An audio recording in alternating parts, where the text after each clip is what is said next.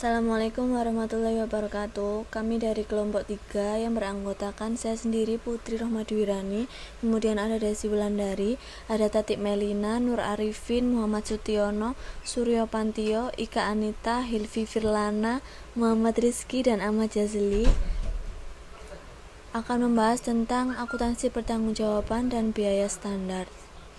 Akuntansi pertanggungjawaban muncul sebagai akibat dari adanya pendelegasian wewenang. Pendelegasi wewenang adalah pemberi wewenang oleh manajer lebih atas kepada manajer yang lebih rendah untuk melaksanakan suatu pekerjaan dengan otoritas. Akuntansi pertanggungjawaban sendiri adalah sistem akuntansi yang disusun sedemikian rupa sehingga pengumpulan dan pelaporan biaya dan pendapatan yang dilakukan sesuai dengan pusat pertanggungjawaban dalam organisasi. Tujuannya agar dapat ditunjuk orang atau kelompok yang bertanggung jawab atas penyimpangan biaya dan pendapatan yang dianggarkan. Menurut Mulyadi tahun 2001. Selanjutnya akan dibahas dengan Mbak Desi. Terima kasih. Latar belakang munculnya pendelegasian wewenang yang pertama yaitu banyaknya pekerjaan seorang manajer sehingga tidak mungkin dikerjakan oleh manajer tersebut. Yang kedua, mengikut sertakan bawahan serta memberikan kesempatan dalam menunjukkan prestasinya di perusahaan. Yang ketiga, perlunya orang-orang untuk menggantikannya apabila manajer tidak berada dalam perusahaan. Syarat untuk menerapkan akuntansi pertanggungjawaban. Yang pertama, adanya struktur organisasi, menggambarkan aliran tanggung jawab, wewenang, posisi, dan tugas yang jelas untuk setiap unit kerja dari setiap tingkat manajemen. Wewenang mengalir dari tingkat atas ke tingkat bawah, sedangkan tanggung jawab mengalir dari bawah ke atas. Yang kedua, adanya anggaran. Setiap pertanggungjawaban harus masuk ke dalam penyusunan anggaran karena anggaran merupakan gambaran rencana kerja para manajer. Yang ketiga yaitu adanya penggolongan biaya. Memisahkan antara biaya terkendalikan dengan biaya tidak terkendalikan karena tidak semua biaya yang terjadi di dalam suatu bagian dapat dikendalikan oleh manajer. Yang keempat, adanya sistem akuntansi biaya. Mengumpulkan biaya yang terjadi untuk setiap tingkat manajer dan setiap biaya harus digolongkan dan diberi kode sesuai dengan tingkatan manajemen. Yang kelima, adanya sistem pelaporan biaya. Bagian akuntansi akan membuat laporan pertanggungjawaban untuk setiap biaya. Isi dari laporan pertanggungjawaban disesuaikan dengan tingkat manajemen yang akan menerimanya. Soal akuntansi pertanggungjawaban, Reddington Industries memproduksi peralatan dan mesin pengolahan. Perusahaan ini berekspansi secara vertikal pada tahun 1984 dengan mengakuisisi salah satu pemasok pelat bajanya, Regis Steel Company. Untuk mengelola kedua bisnis yang berbeda tersebut, maka operasi Regis dilaporkan terpisah sebagai salah satu pusat investasi. Reddington memantau divisi-divisi atas dasar kontribusi per unit dan pengembalian atas investasi rata-rata atau ROI, di mana investasi didefinisikan sebagai aset operasi rata-rata yang dipergunakan. Besarnya bonus pada manajemen ditentukan oleh ROI. Seluruh investasi dalam aset operasi diharapkan menghasilkan pengembalian minimal 11% sebelum pajak penghasilan. Harga pokok penjualan Regis dipertimbangkan menjadi biaya variabel. Sementara beban administrasi divisi tidak tergantung pada volume penjualan. Beban penjualan merupakan bauran dari biaya-biaya yang 40% darinya terkait dengan volume penjualan. Regis ditawari suatu akuisisi modal dengan estimasi ROI 11,5%. Namun, manajemen divisional memutuskan untuk menolaknya karena yakin bahwa investasi akan menekankan ROI Regis. Laporan operasi Regis tahun 1998 dijadikan sebagai berikut. Aset operasional divisi yang digunakan pada tanggal 30 November 1998 adalah $15.750.000, naik 5% di atas saldo akhir tahun 1997. Berikut dapat dilihat laba operasional divisi baja Regis untuk tahun yang berakhir 30 November 1998 dengan penjualan $25.000 dikurangi beban harga pokok penjualan $16.500, beban administrasi $3.955, beban penjualan $2.700, dan total beban $23.155,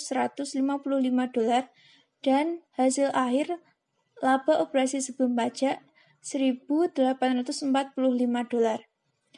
Dan diminta: yang pertama, hitunglah kontribusi per unit divisi baja Regis apabila 1.484.000 unit diproduksi dan dijual selama tahun yang berakhir pada 30 November 1998.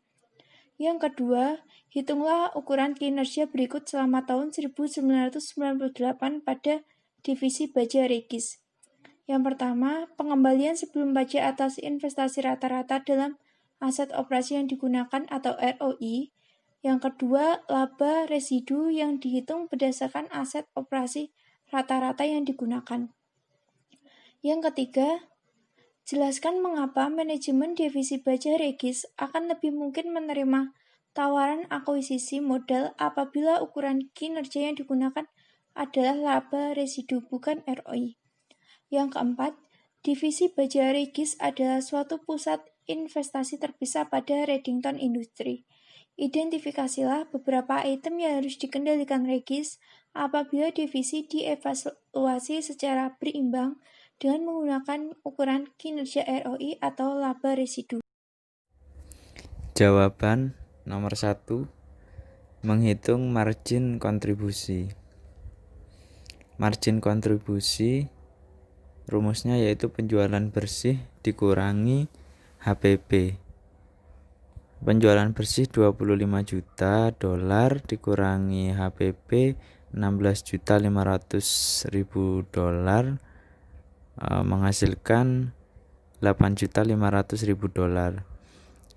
Kemudian untuk margin kontribusi per unitnya rumusnya yaitu margin kontribusi dibagi jumlah unit yang diproduksi, di mana margin kontribusinya $8.500.000. Kemudian jumlah unit yang diproduksi 1.484.000, sehingga menghasilkan margin kontribusi per unitnya yaitu $5,78 per unit. Kemudian jawaban nomor 2. Yang pertama, menghitung ROI atau Return of Investment. Investasinya sama dengan aset operasional. Investasi pada 30 November 2008 diketahui sebesar $15.750.000. Kemudian ROI-nya bisa ditemukan dengan cara laba sebelum pajak dibagi aset operasional dikali 100. Laba sebelum pajak sebesar $1.845.000, kemudian dibagi aset operasional $15.750.000 dikali 100. Hasil ROI sama dengan 11,71%.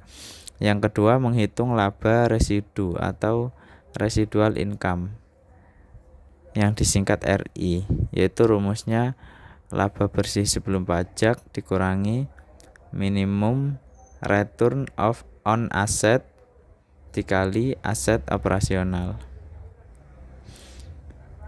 di mana laba bersih sebelum pajak sebesar $1.845.000 dikurangi 11% dikali $15.750.000, sehingga menghasilkan untuk residual income-nya yaitu sebesar $112.000. Menghitung tingkat RI yaitu biaya variabel dibagi RI dikali 100.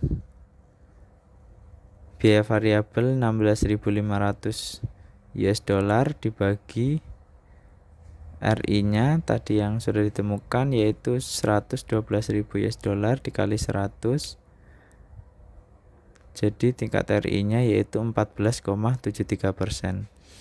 Artinya tingkat pengembalian dari laba residu lebih tinggi daripada ROI yang hanya 11,71%.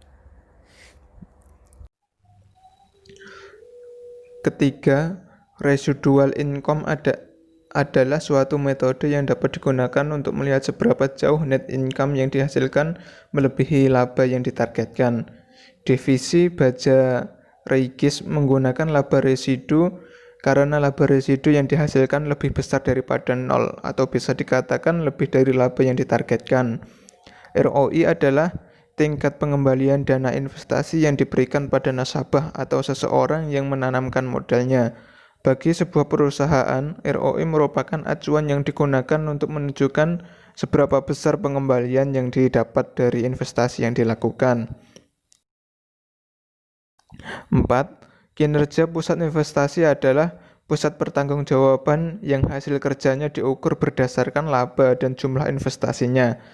Divisi pusat memiliki laporan laba rugi dan neraca sendiri. Apabila divisi evaluasi secara seimbang dengan menggunakan ROI, maka item yang diperhatikan adalah mempertinggi perputaran harta dan mempertinggi net profit margin.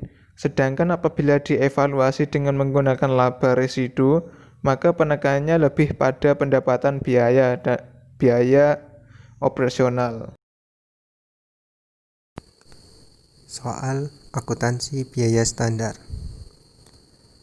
Pabrik Maxim dari Divisi Peralatan Dapur PT Langgeng Jaya memproduksi panggangan roti teflon. Imam adalah direktur pabrik tersebut menggunakan sistem biaya standar untuk kalkulasi biaya produksi dan pengendalian. Kartu biaya standar untuk 1 unit panggangan roti teflon adalah bahan langsung 3 pound 5.000 jadinya 15.000 rupiah. Tenaga kerja langsung 0,8 jam 12.000 rupiah, totalnya 9.600 rupiah. BOP variabel 0,8 jam 5.000 rupiah, jadi 4.000 rupiah. BOP tetap 0,8 jam 3.000 rupiah, totalnya 2.400 rupiah. Jadinya biaya per unit standar adalah 31.000 rupiah. Selama tahun berjalan, pabrik ini memiliki aktivitas produksi aktual sebagai berikut. Jumlah produksi panggangan roti sebesar 50.000 unit. Total 130.000 pound. Bahan baku dibeli pada harga 4.700 rupiah per pound. Ada 30.000 pound bahan baku dalam persediaan awal, atau dicatat pada harga 5.000 per pound. Tidak ada persediaan akhir. Perusahaan menggunakan 41.000 jam kerja langsung dengan biaya total 533 juta rupiah. Dengan BOP tetap aktual sebesar 99 juta rupiah. Sedangkan BOP variabel aktual 215 juta rupiah. Aktivitas normal pabrik 45.000 unit per tahun. Tarif BOP standar dihitung berdasarkan aktivitas normal yang diukur dalam jam tenaga kerja langsung standar. Diminta 1. Hitunglah varian harga dan penggunaan bahan baku. 2. Hitunglah varian tarif dan efisiensi tenaga kerja langsung. 3. Hitunglah varian pengeluaran dan efisiensi BOP variabel. 4. Hitunglah varian pengeluaran dan volume BOP tetap. 5.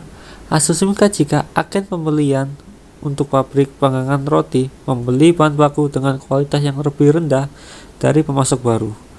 Apakah saudara akan merekomendasikan pabrik Maxim untuk tetap menggunakan bahan baku yang lebih murah ini? Jika iya, standar apa yang kemungkinan perlu direvisi untuk merefleksikan keputusan ini? Asumsikan bahwa kualitas produk akhir tidak berpengaruh secara signifikan. Jawaban 1. Variasi harga bahan baku diketahui AP 4.700, SP 5.000, AQ 130.000 pounds, MPV sama dengan dalam kurung AP dikurangi SQ dikali AQ sama dengan dalam kurung Rp4.700 dikurangi Rp5.000 dikali 130.000 pounds sama dengan Rp39 juta atau disebut F. Varian penggunaan bahan baku diketahui AQ sama dengan 130.000 pounds ditambah 30.000 pounds sama dengan 160.000 pounds. SQ sama dengan 3 pound dikali 50.000 unit sama dengan 150.000 pound. SP sama dengan 5.000. Lalu selanjutnya varian penggunaan bahan baku. Diketahui AHI sama dengan 130.000 pon ditambah 30.000 pon sama dengan 160.000 pon. SHI sama dengan 3 pon dikali 50.000 unit sama dengan 150.000 pon. SP sama dengan 5.000.